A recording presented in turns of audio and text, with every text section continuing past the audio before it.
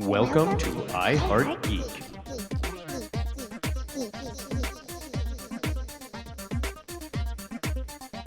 And welcome to another episode of I Heart Geek. Now, if y'all are watching this on YouTube, you can see that Blize makes fun of me every time I do that. Every time. That's what he does. Every time. Right across the table. It makes me feel really bad for myself. Good. So therefore, I'm going to introduce you first. Okay, guy that's disrespectful. You've been doing. Well, hold on. You've been doing that introduction far longer than Blize has been a part of the show. So you're really gonna let Melina Mudgeon cause you to have such insecurities that you're worried about the opinions of that guy? I'm a geek. I don't worry about opinions anymore. we all know the show didn't really start until me and Courtney jumped on board. Gosh. So. Thanks for adding me in there, Blize. I appreciate that. I would agree. I would agree about Courtney. Oh. Okay. I do have to say, that said, on my Facebook today, it notified me that this is my 1-year anniversary with being on iHeart Geek. Yep. Wow. Look out now. Yay. Little clap. Little tiny clap. Okay, I guess I'll do the introductions. I'm Dub, and I write this mess. And Blize, who are you, and what do you do? I'm Blize. I'm the tech guy, and I'm the one that gives you all that YouTube gold that y'all have come such accustomed to. We're up to not this time. Yeah, I'm going to be taking a slow kind of weaning away from things since the little guy's coming in like 2 weeks. And then I'm going to make you come back in full force. Yep. That's so exciting. We're going big, people. That's so I get exciting. a month of paternity leave. Let's start doing some stuff. Nice. So yeah, we have. By the time that people listen to this, we have about 2 or 3 weeks left for the baby countdown. I think, right? Yeah. Yep. 2 weeks until we get a new geek. A mini geek. I'm eagerly awaiting my Amazon delivery of all the Baby Yoda merchandise I've bought your son. Don't do it. We're gonna have a Baby Yoda burning in my backyard. Okay, let's stay off this horrible thoughts. Courtney, who are you and what do you do? I'm Miss Geeky Page, and I am the Instagram girl when I get off my butt and do it. And I annoy Dub. So that's my claim to fame on the show. You do that sometimes. I do. Usually when I side with Blize on stuff. What do you do, sir? I am PB&Jason. That's always when. And I never annoy Dub. Not once in my entire career of being on the show have I ever once annoyed Dub in any way, shape, or form. So comedy gold. Not annoying Dub. The other things I do are hang out and enjoy being a geek here in quarantine. Oh, wow. Jason, you literally almost made Dub's head explode. Right, you broke Dub. He looks like a cherry. Goals, I don't even know what to say. He does look like a cherry right now. I didn't see that coming at all.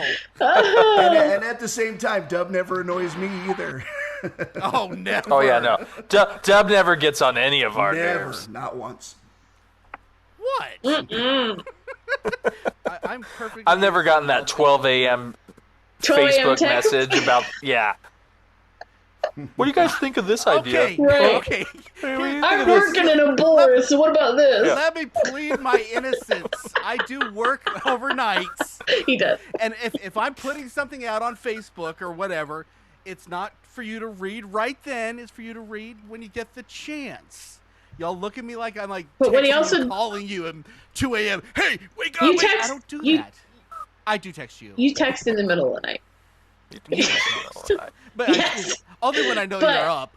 Right, that's true. But there have been late night texts going, what do you think of this idea at 3 in the morning? I'm like, I'm asleep. I'll tell you in the morning.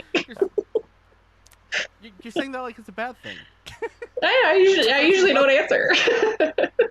Like, Dub, I don't care about Fraggle Rock right now. I'm just trying to sleep.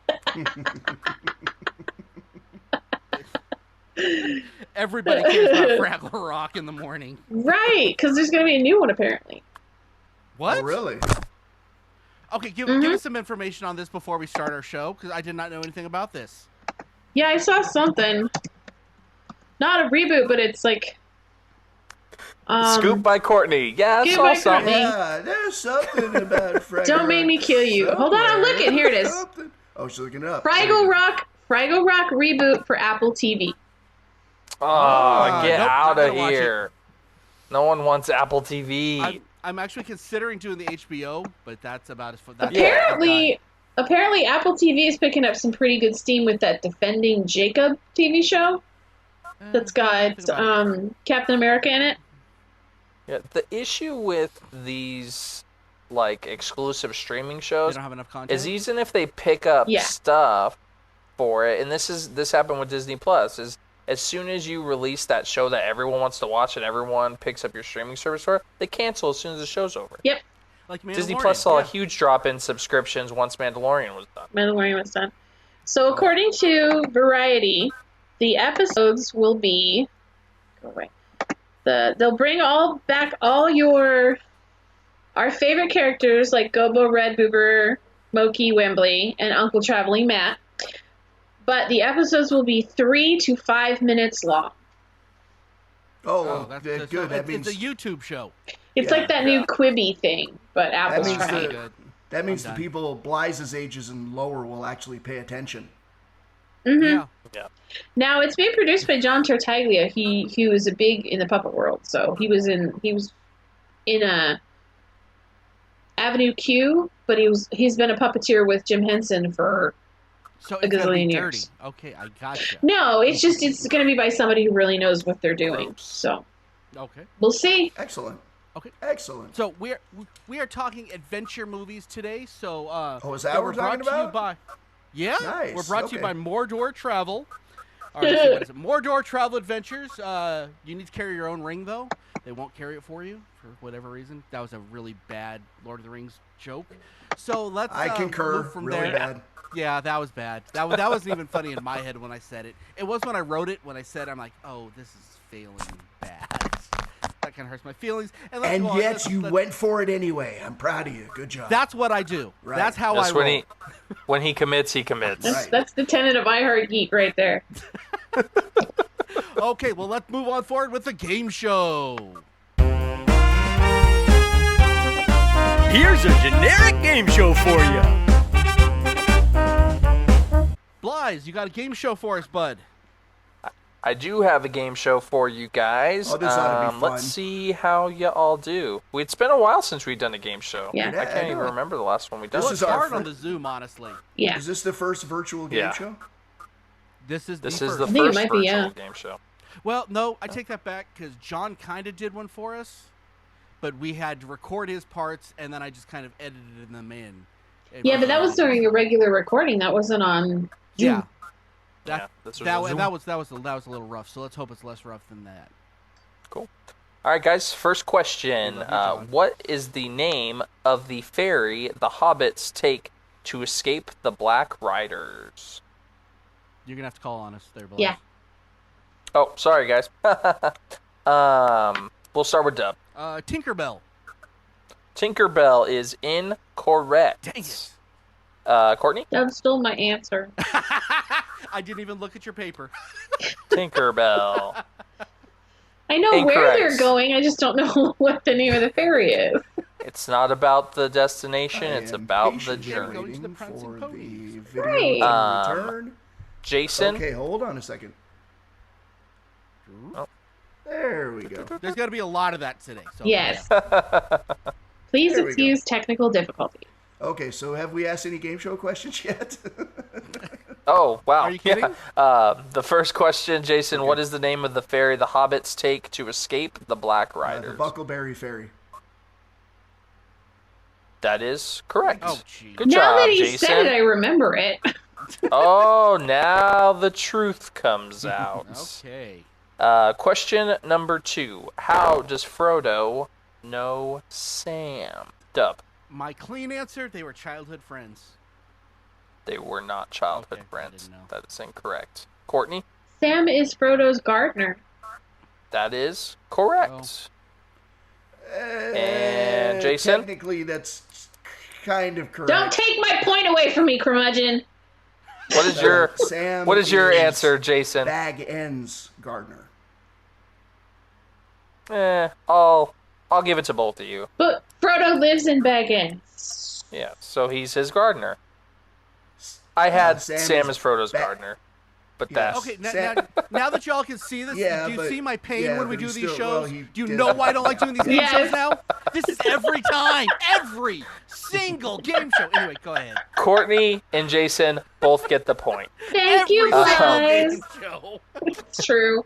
It's true. Question number 3. What Indiana Jones movie does Allison Doty appear? The Last Crusade. That is correct. 1 point. Courtney? The Last Crusade. Dang it. Because he said what her character name was. Jason? Yes. Yes. Okay. Last Crusade is what I put. That is correct. Clean sweep.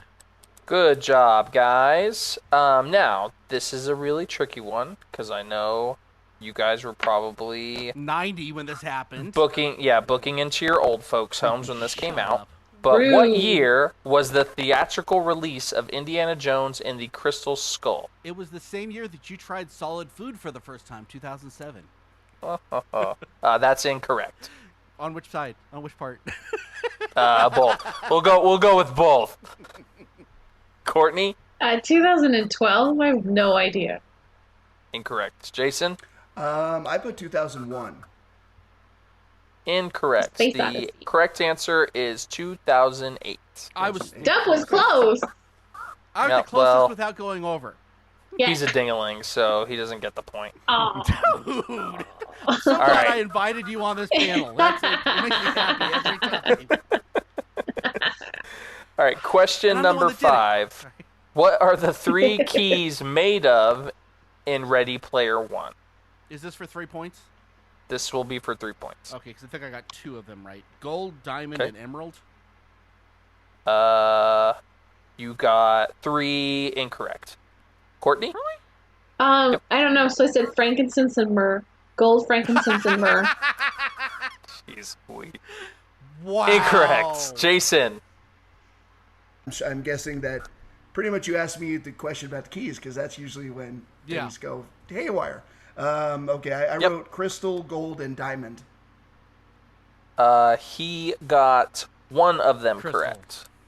Yes, so the answer is copper, jade, and crystal. Jade, I was thinking for emerald. Okay. Okay. Oh, jade. I could tell, Dub, that you were envisioning them in your mind. And they were right. Yeah. They're right in my head. Diamond, emerald, and gold. I mean, all right, the color palette was correct on all. The last question is what were the Avengers? I'm not gonna get. What were the Avengers in search of in the movie Endgame? And I'll give you a point for each one, and what the collective items are called. Dub. They were looking for the Infinity Gauntlet, and that would be the individual things. I couldn't remember all of them, but they were the Soul Stone, Time Stone, Life Stone, Reality Stone, and I couldn't remember the other 2. Say it again. Soul Stone, Time Stone, Life Stone, Reality Stone. I couldn't remember the other 2. So you got 3 right. Oh, which one? Because they were not looking for the Infinity Gauntlet. They were looking for the Infinity Stones, and it's not called the Life Stone. Oh, okay. All right, Courtney. Okay, so I have Infinity Stones, and I got power, soul, time, space, and mind. I forgot. Oh.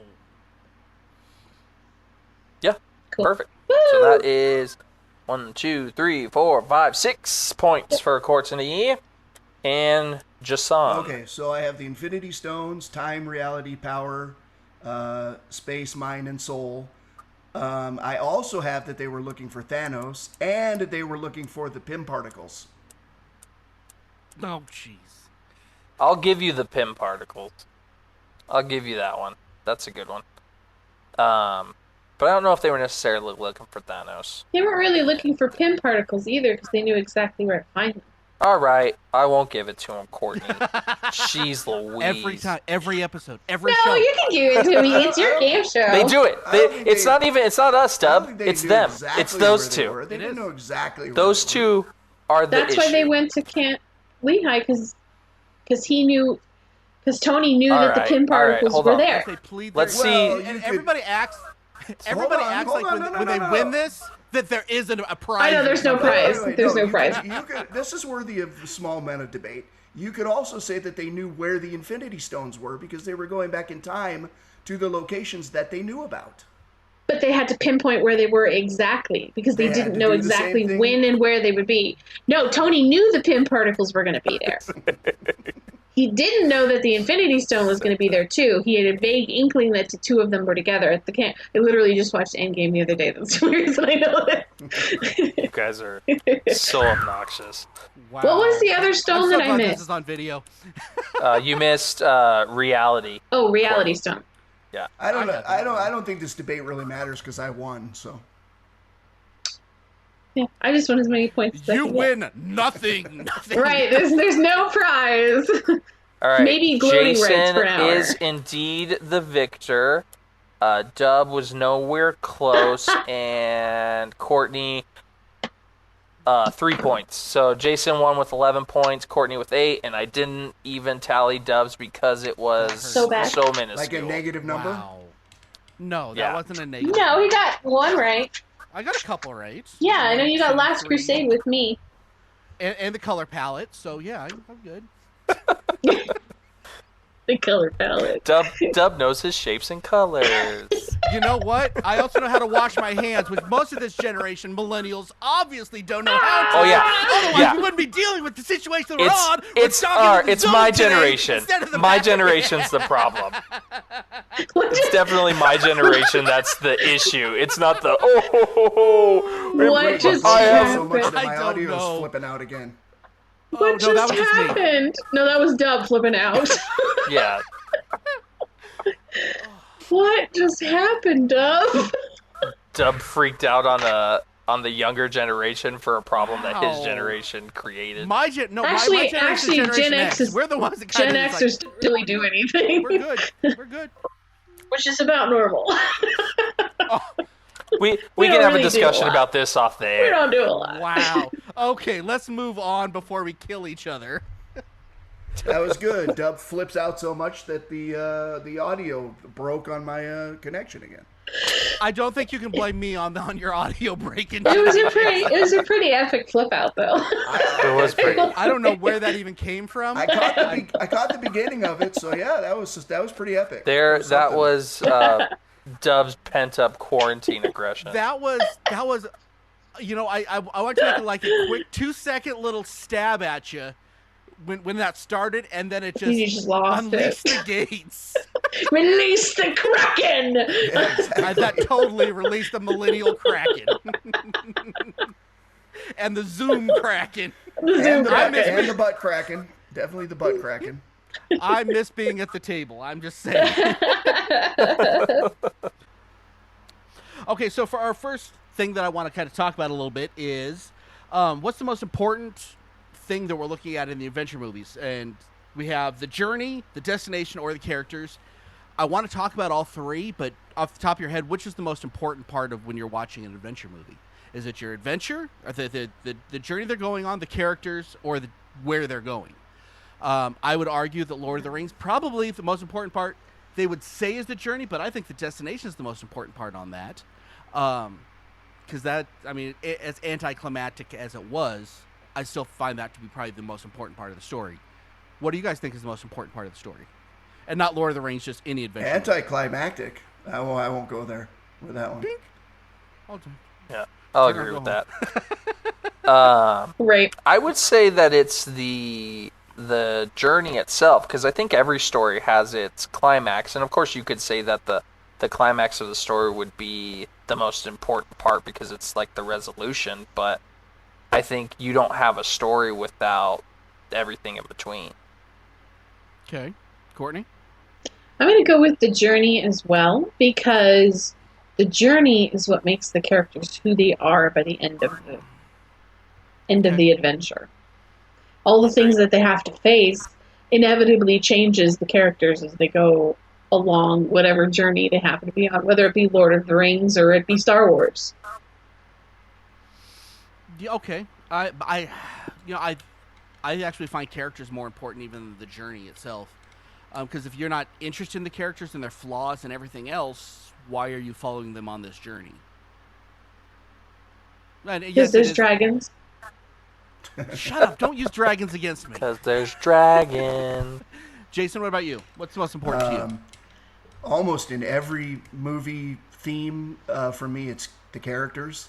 That might be a personal choice, though, because if you're looking at it from a sort of an analytical point of view, that might be wrong. That's more of a personal thing. It's always characters for me. If I'm not inspired by or interested in the characters, the story will suffer for me. But if I were going to look at this analytically, I'd probably say the journey, because just second to the characters would be the adventure that they go on, because I don't like endings very much, to be honest.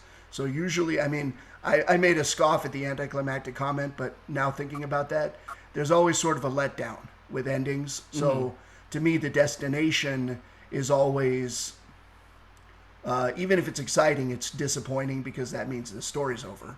And if it's a really great story to begin with, then it really sucks when it ends. So, yeah, that's how I look at it.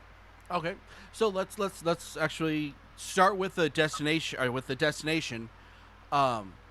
And let's talk about the positives and negatives, and we're going to talk about all three. But so, what are the positive and negatives? I mean, you just mentioned a lot of it, Jason, with the destination. It can it can make or break. Honestly, if it's got a bad destination, a bad ending, really, what's the point? It will spoil a whole movie for me. I don't know if it will for you guys. Like, for instance, I love Lord of the Rings, but to me, that anticlimactic finish, and then the seven that followed it. But a bad ending will ruin a great movie. So the destination, to me, that's why it's important. That's why it's important to me. Yeah, I don't know if I mean, a bad ending to me is a bad ending. If it was a great movie but a bad ending, I can usually live with that. Because I'll always remember the bad ending. I expect endings to be either disappointing, even if they're good endings. Mm-hmm. I expect them to be either disappointing or bad. So, to me, that's the least important part of it for me. What about you, Courtney? I don't know. That's a really tough question, to be honest. Isn't it? I mean, well, you've had time to think, because me and Jason. Yeah, I mean, I love the journey because of all the different things that can happen on a journey. Mm-hmm. And I mean, yeah, I mean, you want, like with Lord of the Rings, you want Frodo to get to Mount Doom. You want him to drop the ring in the fires of Mordor, but that's not really the most important thing. So I mean, but I don't know how you could make that more exciting when you've already had all the adventure that they've been on to begin with. Mm-hmm. So, yeah, I mean, I do agree. A bad ending can ruin something, whether it be a movie, a book, or whatever. Yeah, a bad ending will ruin a great show. Sucked. We've all seen great movies that sucked because of the ending.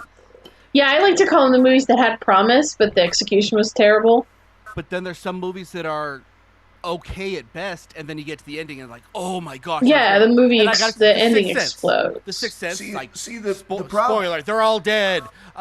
The problem is, though, that most endings... It made it better. Most endings, you're going to find more that aren't good than are, I think. That's the thing. It depends on how good the writer is, honestly. My personal opinion. Blize, what do you think on this?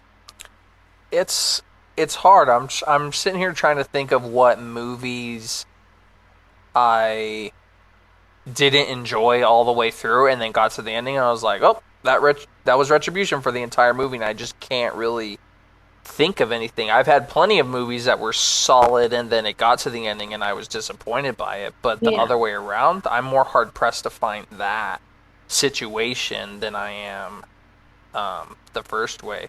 But yeah, I think a movie definitely can be ruined by an ending, especially an anticlimactic one. Mm-hmm. Yeah, there's a lot more ways to lose with an ending than to win. For sure. Yeah, I think so. Yeah, I'm trying to think of one that just pays off after a slow movie, but I can't really think of anything at this time. Comment down below if you guys have anything, because I would love to be like, oh, yep, they're right. And I know a few of you will. Let's see.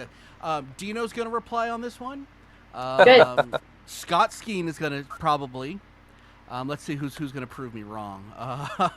We have some people that really get some really deep thoughts on some of this stuff sometimes. I'm trying to think who the.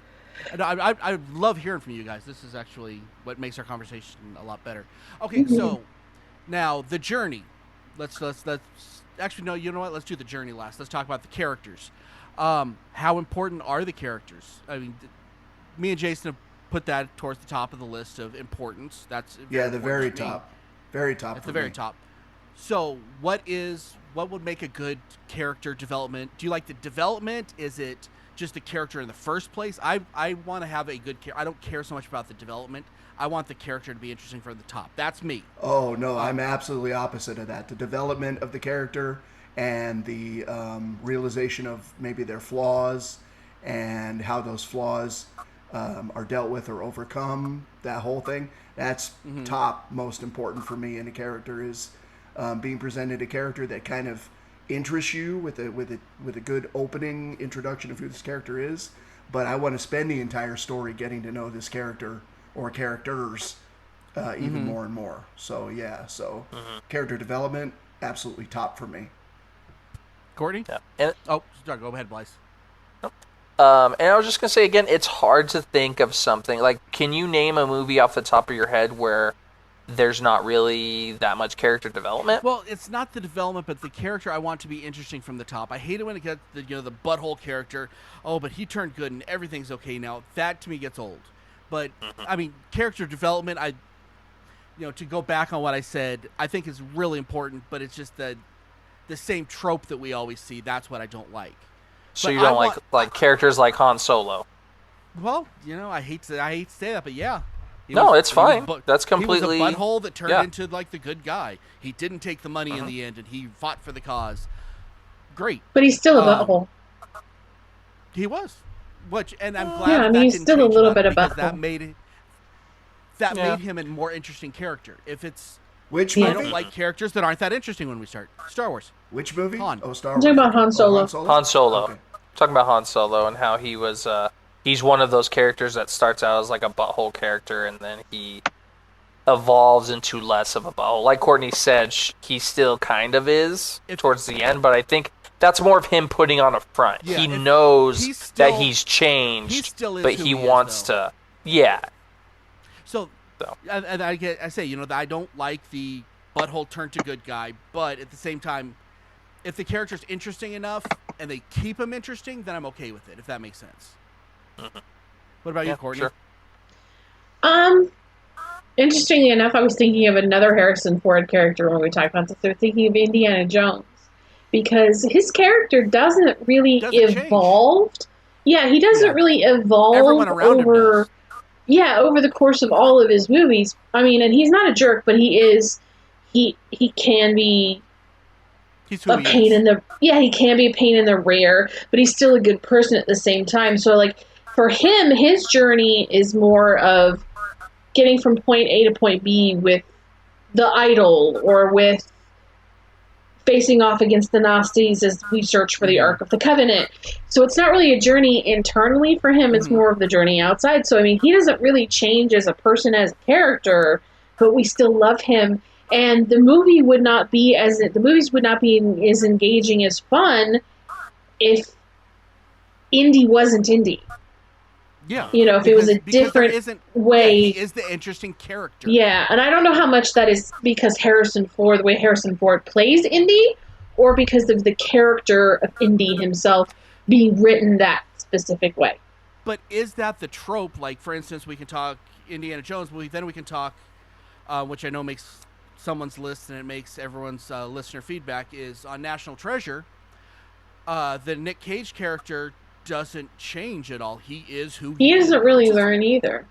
It's a fair. There's nothing. That's the same type of character. Is that what? Just that trope? See, I would disagree with that. I don't think the Nick Cage character in National Treasure is anything like Indiana Jones or Han Solo or that type of character. He's never a bad dude.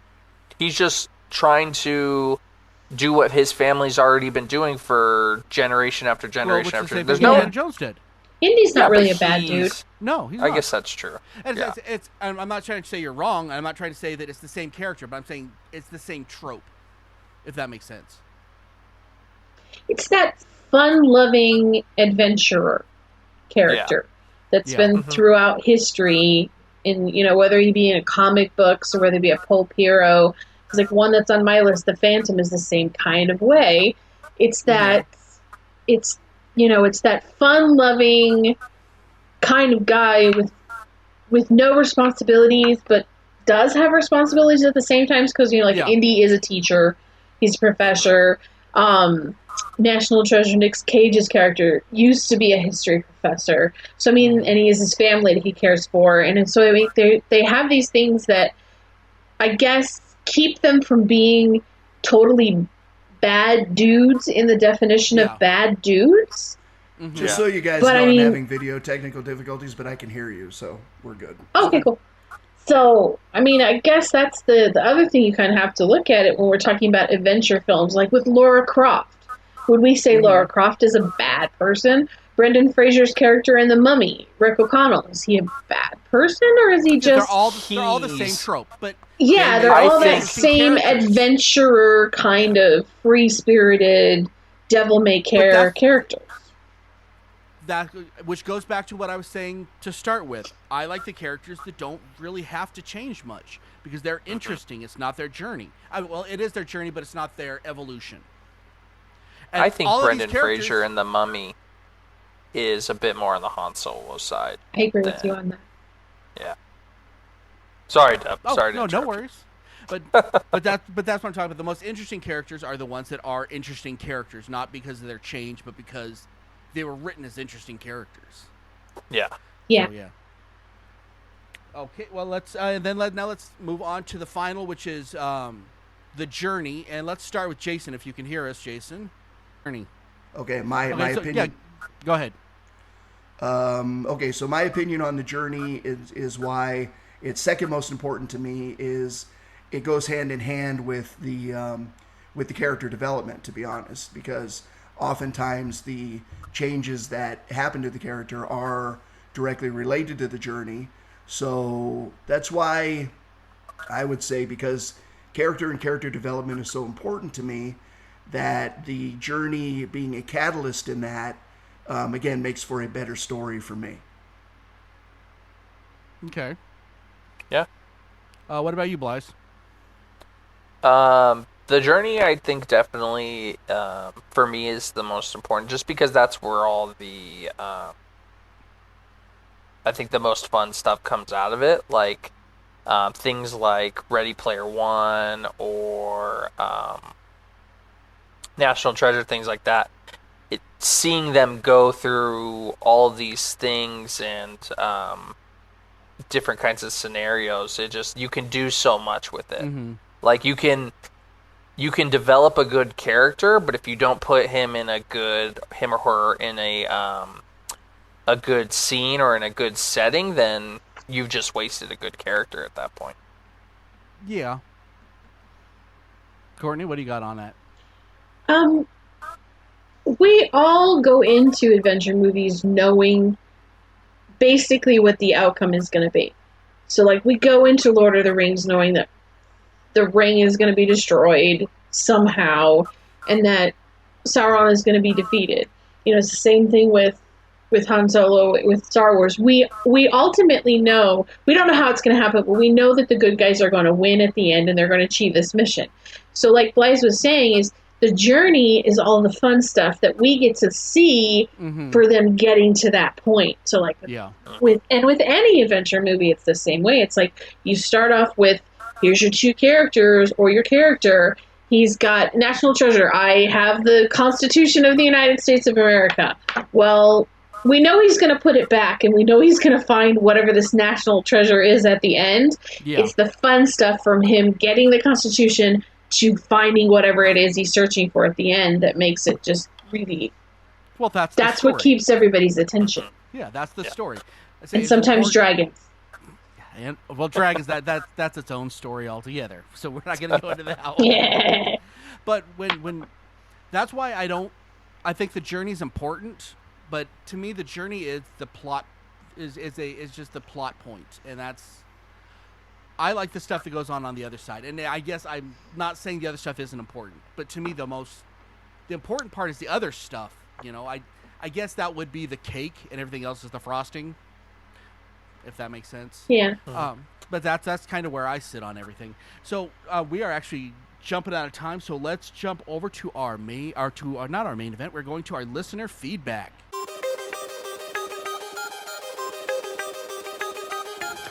And now, let's see what all of our geek rock stars have to say.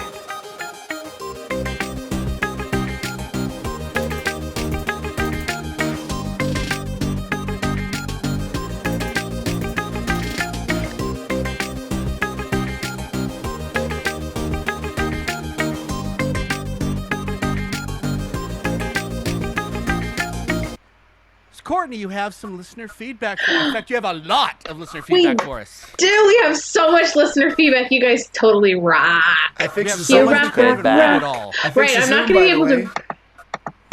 So you can see me Jason's again. back, ladies and gentlemen. Back, everybody. So, no, I'm not going to be able to read everything, so I apologize if yours doesn't get read on air. So, tough. We still love you. Jeez. We asked, the question was, what's your favorite adventure movie of all time?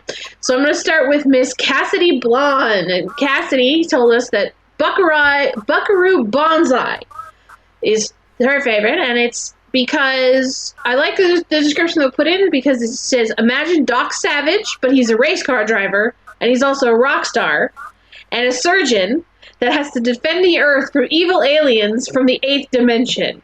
I'm in. Nice. I totally need to go rent this movie now. Thank you for this one, because this sounds amazing. And if you go to the iHeart Geek Facebook page, she posted multiple scenes and the trailer, so you can dig into it if you want to. So we're going to absolutely have to watch that one. So a lot of people, most of you actually, Christina Belden and Lee Monson, and a couple others said The Princess Bride was their favorite because it's so quotable and just the right amount of seriousness for comedy. Our good friend Dan Lee said Goonies, of course, John Carter, Jurassic Park, Indiana Jones, and The Never-Ending Story. And his thought was that the Goonies, it can make you remember that age when you first have seen it. It's like a theatrical time machine, which I dig that description. John Carter, because it's a sci-fi leaning adventure, almost a mix of everything people love about movies. Jurassic Park is just an epic movie, great cast and special effects wizardry. I absolutely dig all of those to death. And we've got, I'm trying to find you guys who gave us reasons why, because those are important. Clint and Emery says Bill and Ted's Excellent Adventure was fairly excellent. Good movie. That's a great one. Yep, by the way, fairly excellent. We have to give him special credence to anything he says, because he is literally in the Space Force. All right, we'll take it. Very nice.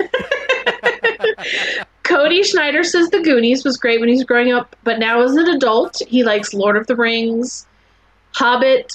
The extended version is something that he will watch until some part of his body that I can't mention on television on the podcast ends up on the floor. I'm sorry, Corey. I'm gonna family friendly that up a little bit, but I like it. So there you go. Thomas Bailey said he was torn between 3 of them: Raiders of the Lost Ark, Back to the Future, and National Lampoon's Vacation. Ooh. And yeah, good choice. One. Justin Washington punts in another vote for Indiana Jones and the Raiders of the Lost Ark. It is his favorite due to the action, tongue-in-cheek comedy, and memorable characters. Another Indiana Joneser is Justin Zelensky. Sorry if I'm saying your name wrong, Justin. Mr. Z. There, Mr. Z. Indiana Jones and the Last Crusade. It's wonderful locations, Sean Connery. Hitler signs Dr. Jones's diary. It's great.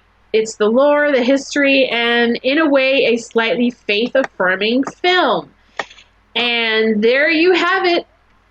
Thanks, guys, for all the great feedback. And again, if I didn't read yours, it's not that I didn't want to. It's just we only have a short period of time, and there's about 1,000 of you, which is awesome. There was so many awesome. this time. Oh my god! It was so good. So if you get a chance, go check the post out on Facebook and make some more comments. But yeah, thank you guys. It definitely helps the show out to hear your opinions. Absolutely. Mm-hmm. And it makes us think, hey, people are listening, and we're not doing all these hours and hours and hours of work for nothing. And sometimes it reminds us of stuff that we didn't think of. Because I didn't think of Princess Bride. Yeah, which is or the Goonies. So good. Yeah. How did we all miss the Goonies? How did we miss the Goonies? Because he hates it. Oh, I didn't miss it. I just threw it in the bin immediately. You threw it on the ground. Okay. That's right. Let's move on to our main event.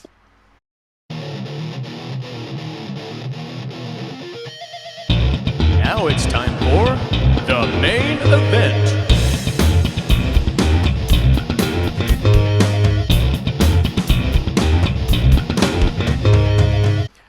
Okay, for today's main event, we are discussing our top 5 favorite adventure journey movies ever. We kind of ran the gambit on this pretty well, so let's see what we got on these. My number 5 is going to be completely out of the box, but if you want to go on a journey, let's talk about Almost Famous. A kid goes on a bus with a rock band. That's a journey if you ever heard it. You know what I mean?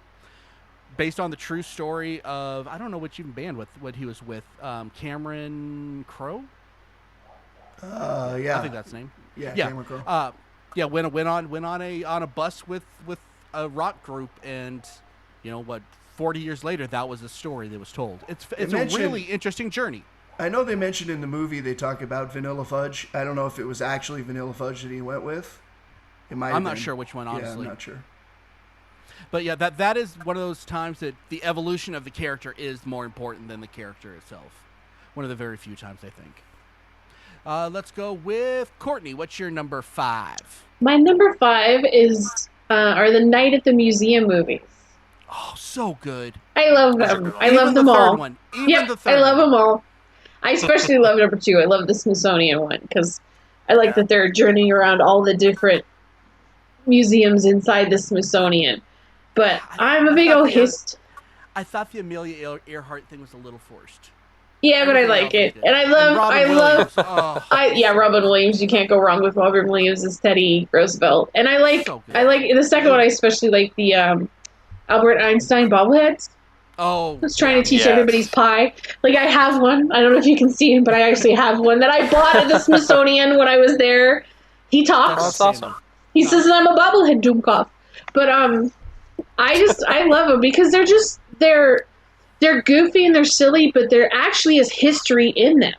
Yeah. Like all the stuff that Ben Stiller learns in the first one, like how to stop the stagecoach horses and all that stuff. It's all real history, so you're kind of sliding in some learning while you're having fun watching the T-Rex run around chase a stick. I am so pro that, especially if for a family movie.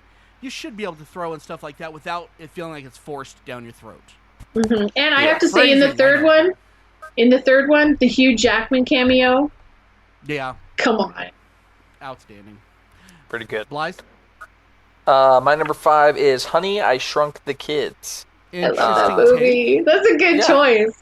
Just a journey from being shrunk down to try and get noticed so that you can be turned big again. But just the way that they filmed it and just how they scaled everything, like when they go into the front yard and they're in like the grass and even the stuff with like the ants and everything like that, like it's fantastic. Like we watched it again recently and I don't think I realized how much aesthetically I liked that movie. It made an influence I didn't appreciate it until I was an adult and watched it. All I know is, did anybody watch that movie and see that big black scorpion in the front yard and freak out and be like, "Is that in my front yard?" Yes. 2 of you did. Outstanding. Yeah. I did. I'm like, scorpion. What the hell is that doing? Yeah. Right. You're number 5, Jason. All right, so bear with me, ladies and gentlemen, if I struggle through this, but I'm going Ladies to and germs of the try journey. not to. Anyway, my list. Let me just say overall, I love Lord of the Rings. It's my favorite story of all time. But I kind of removed it from this list because my list was a little bit fantasy heavy. So I tried to kind of move away from fantasy a little bit, at least in this attempt. So my number 5 would be the Karate Kid, the original one, which is a great journey movie, a great movie. Evolution, yeah. A personal inspiration for me, even in my own book. And, you know, it evolved into some things that were good and not so good. And of course, the really good thing is the Cobra Kai TV show that has come out of it. So Karate Kid. Remember to get him a body bag! Sorry, that's my favorite. Sweep the leg! I love that the Cobra Kai show really took wanna watch it. like that fan, On YouTube, because it was always a fan theory for a long time that his name's Danny, right? The main guy in Karate Kid. Yeah. Daniel LaRusso. Daniel, yeah. There was always that fan theory that Daniel was the bad guy. Danny And then LaRusso. Cobra Kai took that and then they really like rolled with it, and I loved that when that show came out. Nice. Okay, so we're going to move on to number 4, and I don't got too much pride to take it. I'm going to take Lord of the Rings. Other than the anticlimactic ending, boop, all done. But honestly, just a fantastic story. Does it need to be 9.5 hours? Absolutely, it does. The Hobbit doesn't. Though The Hobbit should have never been made. Those were terrible. Or it should have been one film and one film good. only. Yeah, one book or one movie should have. Books are good. The movies entire not book. so much. But the Lord of the Rings, I think, were done to. I don't think it could have been done any better than it was done. I mean, you talk about a perfect journey. That's So that whole. let me just it's a say bunch at of this journeys. point, Romancing the Stone. Ooh, Good. Which I stole And from Jewel and Jason. Idol. I'm sorry, both of them together. Because I stole that one back from Jason. Yes. He had it on when he took it off. Yeah, And I it's a good realized movie. I hadn't even thought about it until I saw it on your list. And as a romance novelist, there's a little Joan Wilder in me. So I dig it a lot. Well, how interesting is it that great you movie. have this female character that is so out of place the entire movie? Yeah, and then like she learns to hold her own, which is very, very cool. But even when and does, she still learns feels to out of get place. out of her. And I love it. she learns to get out of her shell, which I totally dig. So Nice. I love it. My number 4 is Ready Player One, and Great movie. the movie is great. book is The better. book, if you like the movie, it is 100 times better, and it does better than the book. Yes, and the audiobook is great. I'm not a fan of 80s pop culture, but this book and movie does enough with like Early 90s. melding those two like genres together of like futurism and like 80s pop culture that I love it. For any of our Geek Rock stars that have not read the book or listened to the book on audio, please do it. It is fantastic, especially if you're a fan of gaming in general. Like, it's freaking amazing. Now, however, this is a controversial subject to say, but if you like our top 5 lists, you'll like that. You'll like Ready Player One. But if he does a lot of lists in it that really are just kind of like, okay, especially when you hear it read, it's like, okay. Fast forward 10 seconds, 10 seconds, 10 seconds. See, I didn't get any of that. Like, I felt like anytime he lists anything, like it had to do with furthering the plot and the journey forward. So I appreciate it, and I don't like that kind of pop culture stuff at all. My number 4, much like the listener feedback, would be The Princess Bride. I love that movie up and down. It's what's been said about it has pretty much already been said, so I'm not going to go on and on about it. But yeah, The Princess Bride for sure. Yeah, actually, I just watched that 2 days ago. Just does not get old at all. That's nice. I like that, Blize. Okay, so my number 3, I changed it. It was Road Trip, but I'm like, why don't we go to the king of the road trip movies, which would be National Lampoon's Vacation, European Vacation, Stay-at-Home Vacation, Christmas Vacation, all of them. Just Vegas Vacation? Yeah, that is the definition of a journey movie. You're going from point A to point B and nothing in the middle, or nothing on the either side, and it's fantastic. A satisfying ending to at least the Wally World movie. Very satisfying. Christmas Vacation was very satisfying. All of those movies, it is the definition of a journey, and I love it, and they don't evolve. Yes, they say I love you at the end, but they don't evolve. They're all the same scummy people that they were when they started, but you still love them, and they're well-written characters. I think Chevy Chase, he didn't act at all. I think he was just Chevy Chase through the whole movie. Fantastic. Yep. Courtney? Number 3 Yes. is The Phantom. Of the opera? No. Although that's a good one. No, The Phantom, it stars Billy Zane. It's not the best movie, but it's so much fun. It's history. Right, and it's not a great movie. I'm not even going to lie and say, oh, it's so unappreciated. No, it's not a great movie, but it's a lot of fun to watch. And it's really true to the pulp hero that the Phantom is. And so I kind of like, I dig it. I like all the fighting and stuff, which is fun. Nice. Because it's all stylized. That's the purple... The purple one. Yep. Purple bodysuit with the ring. With the ring, right? yep. With the skull ring. Because he slams the evil. best Green Lantern movie. You could count it as the Green Lantern movie. You can shut up now. That was an old comic book too, by the way. Very old. Yeah. Very, very the Phantom. Oh yeah, the Phantom's been around since the 30s. It was It's old. It was I think. him. Yeah. It was Doc Savage. So extra point for Kassidy for bringing up Doc Savage because I love that. Doc Savage, the Shadow. It was all of them together at that point in time, and it was back in the 20s and the 30s. It was serialized radio shows and comic books. Cool. Nice. Okay, Blize, what are you at? My number 3 is the National Treasure movies. Yay, we kind of touched on it a little bit before, but I really like those movies. They're just a lot of fun. I feel like I can watch them multiple times, and it doesn't really get old. Yeah, it just is. I don't know. It's the best type of like scavenger hunt movie. Yeah. I thought the first one was very, very superior to the second. However, the second one wasn't bad. The second one's good and too. I think that. But you can't watch it on its own either. Yeah, No. I think that movie's kind of hard to replicate if you're trying to do the same thing over again, which is exactly what they did. They just kind of remade the first one. Yeah, I'm interested to see what they do with the third one because there's been rumors that a third one's coming. Are they really going to have more of those? Yep. Sorry, my best Nick.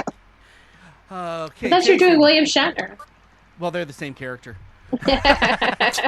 They're the same person. They are. You can see up Jason's nose. Yep, it's his third National Treasure movie. It's going to be on Disney Plus. Ooh, I'm in. Oh, straight to Disney Plus? Yeah, I'm looking at it right now. And they're making a spin-off series. Oh, I would love a show. I'm in. So the new show will have a younger cast. Hold on, I'm looking at a print here. Oh. Yeah, suddenly everyone's excited, and then it goes. Yeah. Says the first version of the film, the new film is being they're finished writing it right now. So it's gonna have it has the original director and the original writer, and it has the original cast for. Yeah, the one that's theatrical is going to be the same cast, but the TV show is going to have a younger cast. It said. So it's probably like going to be his kids. Yeah. Okay. Yeah. It is what it is. I just want Nick Cage reading me U.S. history. More history books? I want him to read our Constitution like every night over national airwaves that everybody has to listen to. This isn't a political show, but I think it would do everybody on both sides of the world fun, good. Though. Just watch National Treasure. Okay, sorry for the weird technical difficulties. Jason was definitely having a little issues with his Zoom internet stuff. So we're going to keep going. We love you, Jason, and I'm going to read the rest of his list as we go. And his number 3 was... let's see, what was the last one? Okay, number 3 was Cars and Doc Hollywood. Definitely good picks. I'm not sure what he was going to say about Doc Hollywood. I'm sure he was going to talk about Cars being the evolutionary of the Lightning characters. McQueen. Lightning McQueen, thank you. And how he changed the character, yada yada yada. I think that's where he was going on that one. I'm sure. So my number 2, we're on number 2. Holy Yeah. And I'm on 3 different things right now, so I apologize. My number 2 is the movie Natural Born Killers. Talk about a journey going in a very, very, very bad way. Characters that are completely and totally reprehensible, and you love them at the end, even though they haven't changed at all, and they're still completely and totally reprehensible. I don't know if you guys have seen it, but very well done movie, very different, and Robert Downey Jr.'s part in it is absolutely brilliant. Courtney?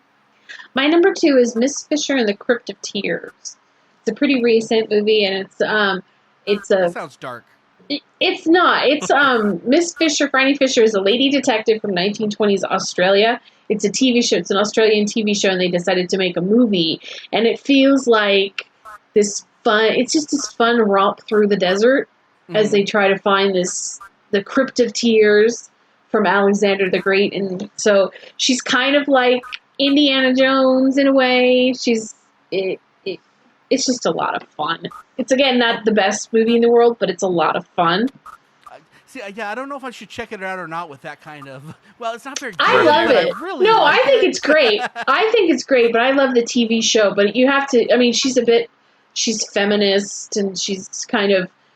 she fences... For some people, she probably is. Like, I love it. I think it's fantastic. It's like a female version of The Mummy, of Indiana Jones. Okay. Dub's definitely not going to like it. Oh, yeah, it's not really... Stop it! Stop it! Stop it! Stop it! It's a blast, though.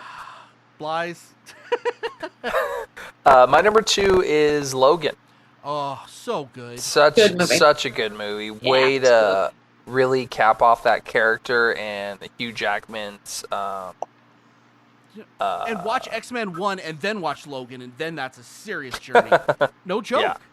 No, for sure. Yeah, from the character he is in X-Men 1 to the character that he is in Logan, it's a huge journey. And that movie, I think, was just so well done, and I think it was the character that Hugh Jackman should have been all along. Yeah. Like, I love X-Men 1, but I think that that was the Wolverine that we all needed. I would have loved it. Seen that Wolverine in a Deadpool movie. I wanted to see Old Man Logan, but that would have made me happier. However, I was okay with that, even though I was expecting to see Old Man Logan. Yeah, I love Old Man Logan too. I love, and I think what we got was the best version of Old Man Logan that we could, given the whole rights thing. Stupidness. Okay, and now Jason's number 2 was Time Bandits, for all the reasons why he's mentioned Time Bandits on literally probably 3/4 of the episodes we've ever done. He loves that movie. He loves that movie. We watched it. We all watched it together, and it's a great movie. But that's so Time Bandits was his number 2. My number 1. What is my number 1? It went to Jumanji. The first one, not the other ones. The other one is cute. Oh, you talking about the other ones? Oh, are you talking about the Robin Williams Jumanji? Yes, that's the one I love. Of course. That's the one I love. I'm okay with the video game ones. I think they're cute. I like them. I don't love them. I don't have a passion for them like you do with Jumanji, with the original. But Zathura kind of just crapped on it, and I thought that was just icky. They tried to make the exact same movie, and it was... Which one? Oh, the most... Zathura. Which was I didn't see that. Jumanji 2, technically. Yeah, don't. It was like Jumanji in space. Yeah, I didn't see that one. It had Dax Shepard and the chick... Well, there you go. I like the new Jumanjis because I really like watching The Rock be a dork. You just like watching The Rock anyway without a No, I'm not like the biggest... Don't lie. I'm not the biggest Rock fan of them all. I like when he plays characters where they're opposite of his physical being. Yeah. Which is a lot of fun. When he's a different character. Spoiler alert for the third one if nobody's seen the second Jumanji with The Rock in it. I love the fact that he spends like 45 minutes of the movie pretending to be Danny DeVito. Like, that's hilarious to me. And like, in terms of him, I can't wait to see the Jungle Cruise, even though it literally looks like the African queen in Jumanji got married and made a baby. What I will say about the newest Jumanji movies, especially the first one that came out, in a world where we're like stricken by reboots, and all these reboots, all they're trying to do is either copy the original movie completely or call out to that original movie to nauseam. Yeah. That first Jumanji reboot movie didn't do that. Like, they had that scene where he was like, they took him into the treehouse and they said like, it said like Alan was here, and that was it. That's the only call out that you have to that original Jumanji series. And that's what I loved about it, is it was its own movie on its own, and it still gave like that little bit of just light to the old movie. No, I definitely like the new ones. It doesn't have the same place in my heart as the original. Yeah, of course. But that's because I'm old, you know. Mm-hmm. That was for you. You are old. And we grew up with the book. Like, we grew up with the book, because I remember Jumanji being on Reading Rainbow. Yes, I do too. Like, LeVar Burton read me Jumanji when I was a kid, so. And by the way, that's one good thing about this quarantine that the millennials caused, is that LeVar Burton is reading his books. LeVar Burton is reading his stories again. I love it. Makes me happy. Courtney, what's your number one? My number one is The Mummy, but the 1999 version of The Mummy with... Not the Tom Cruise version? Ugh, I haven't even watched that terrible thing. I don't think anybody did. No, this is the Brendan Fraser. I mean, I like the second one. The third one's a piece of garbage. But the first one, that Brendan Fraser and Rachel, whatever her last name is, I don't Rachel know. Weisz. Rachel Weisz, running around the desert being chased by Imhotep, and it's such a fun throwback to the old 30s and 40s monster movies with Boris Karloff and whatnot, and it doesn't take itself too seriously, which I really, really love. I think that's what makes it.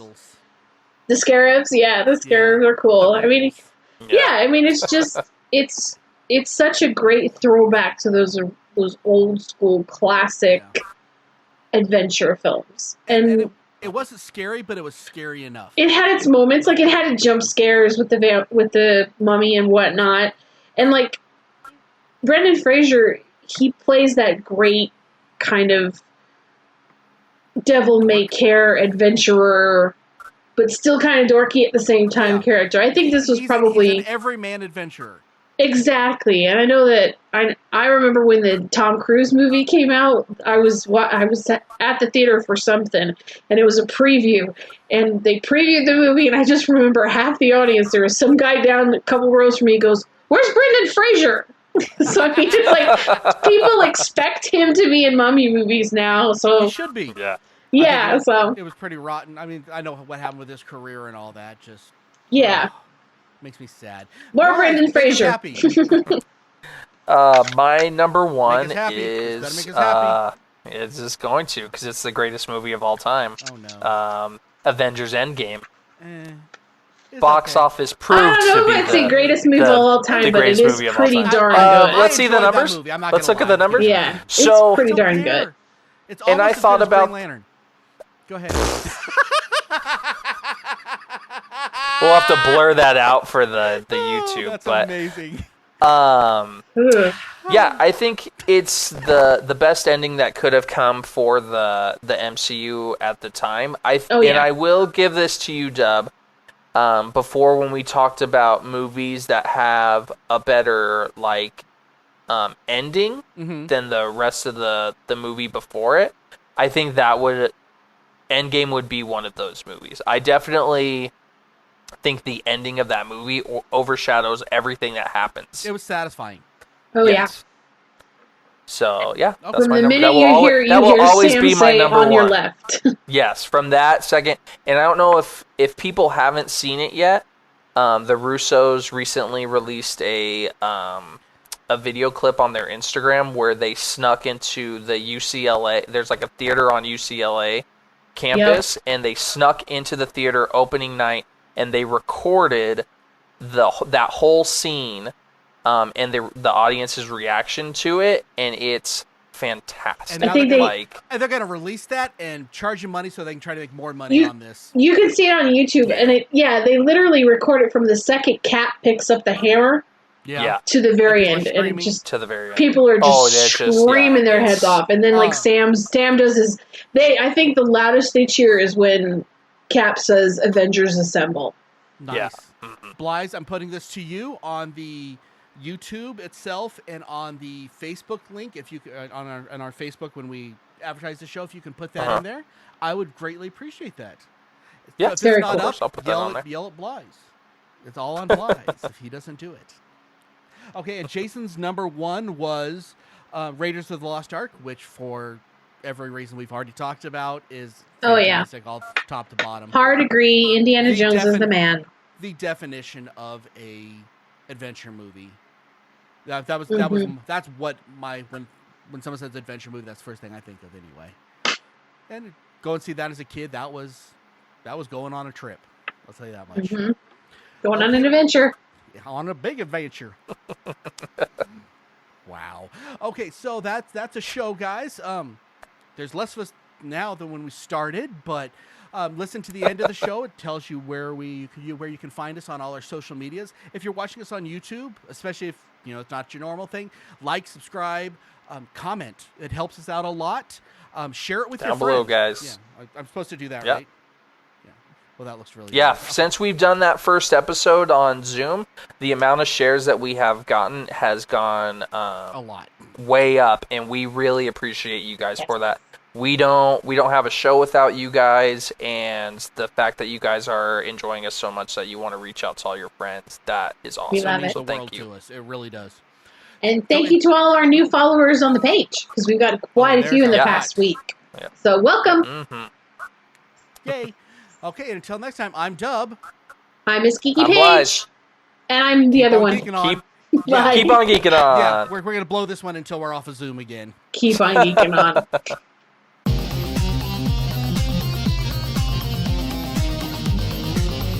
You have been listening to the latest episode of the iHeart Geek Show.